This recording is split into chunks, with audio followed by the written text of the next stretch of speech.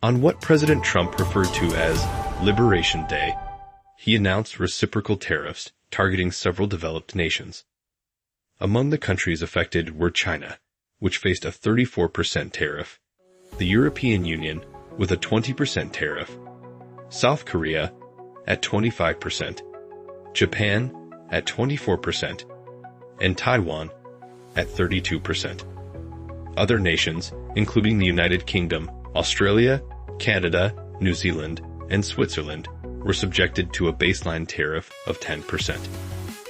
Disclaimer: this content is for informational purposes only and does not represent political advice or endorsements. Accuracy is not guaranteed.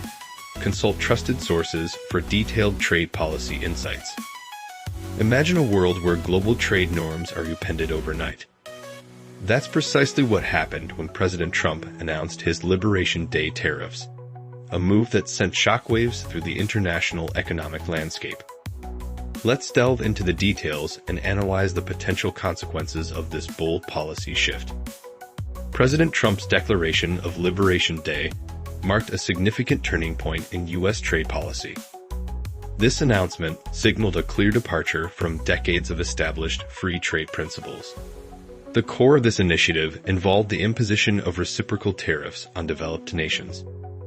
These tariffs were designed to address what the administration perceived as unfair trade practices. The overarching aim was to rectify existing trade imbalances that the U.S. believed were detrimental to its economy. The administration argued that these imbalances had led to job losses and hindered domestic growth. Ultimately, the goal was to bolster domestic manufacturing within the United States. By making imported goods more expensive, the administration hoped to incentivize consumers to buy American-made products. The tariffs were not applied uniformly across all nations. Instead, they reflected a nuanced assessment of each country's trade practices and their impact on the U.S. economy. The severity of the tariffs was directly correlated with the perceived unfairness of a nation's trade practices. Countries deemed to have engaged in the most egregious practices faced the highest tariffs. The tariffs also took into account the overall impact of a nation's trade policies on the American economy. Nations whose trade practices were seen as significantly harming U.S. industries were subject to higher tariffs. This tiered approach to tariff implementation underscored the administration's commitment to targeting specific trade imbalances. It also highlighted the desire to exert maximum pressure on nations perceived as engaging in unfair practices. China, a frequent target of President Trump's trade criticism, faced the highest tariff at 34%. This reflected the administration's deep concerns about China's trade practices. China had long been accused of unfair trade practices, including intellectual property theft and currency manipulation. The 34% tariff was intended to send a strong message to Beijing. The European Union, another major trading partner, faced a 20% tariff. This reflected the complex and often strained relationship between the U.S. and the EU. The U.S.-EU relationship had been marked by disagreements over trade, security, and other issues. The 20% tariff was a clear signal of the administration's willingness to take a hard line on trade. South Korea faced a 25% tariff, reflecting concerns about its trade practices and their impact on American industries. The administration believed that South Korea had been taking advantage of the U.S. in trade. Japan also faced a 24% tariff, similarly driven by concerns about trade practices and their impact on American industries. The administration sought to level the playing field in trade with Japan. Taiwan was subjected to a 32% tariff, indicating significant concerns about its trade relationship with the United States. The administration aimed to address perceived imbalances in this relationship. These tariffs on South Korea, Japan, and Taiwan underscored the administration's broader concerns about trade practices in Asia. The goal was to protect American industries from what it saw as unfair competition. A 10% tariff was applied to a group of other developed nations, representing a less severe assessment of their trade practices. This baseline tariff was still a significant departure from free trade norms.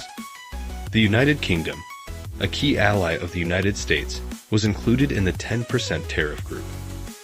This decision surprised some observers, given the close relationship between the two countries.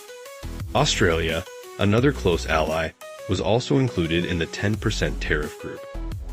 This highlighted the administration's willingness to apply tariffs even to friendly nations. Canada, a major trading partner of the U.S., was also subject to the 10% tariff. This decision strained relations between the two countries. New Zealand, known for its free trade policies, was also included in the 10% tariff group. This underscored the broad scope of the Liberation Day tariffs. Switzerland, a nation known for its neutrality and strong economy, was also subject to the 10% tariff. This decision raised questions about the administration's rationale. The 10% tariff, while less severe than the tariffs imposed on China and other nations, still represented a significant departure from free trade norms. It signaled a shift towards a more protectionist approach. This baseline tariff underscored the administration's belief that even nations with relatively fair trade practices could do more to level the playing field. It also highlighted the desire to reduce the trade deficit across the board. The primary goal of the Liberation Day tariffs was to reduce the trade deficit, which the administration viewed as a major drag on the U.S. economy. The administration believed that the trade deficit was a sign of unfair trade practices. The tariffs were also intended to encourage domestic consumption, incentivizing Americans to buy goods and services produced in the United States. This was seen as a way to boost the economy. Stimulating American manufacturing was another key objective. By making imported goods more expensive, the administration hoped to encourage companies to produce more goods in the U.S. Creating jobs in the United States was a central goal of the Liberation Day tariffs. The administration believed that boosting domestic manufacturing would lead to job growth. The tariffs were also intended to pressure trading partners to negotiate more favorable trade agreements with the United States. The administration sought to use the tariffs as leverage.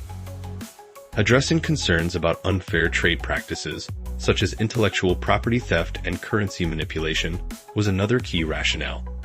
The administration aimed to level the playing field.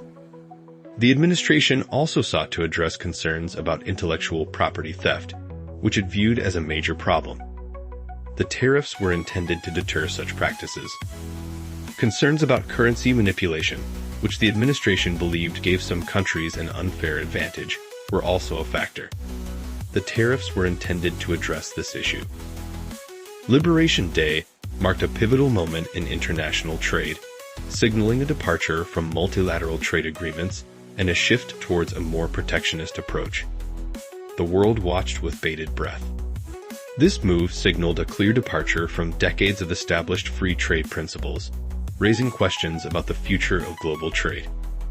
The implications were far-reaching.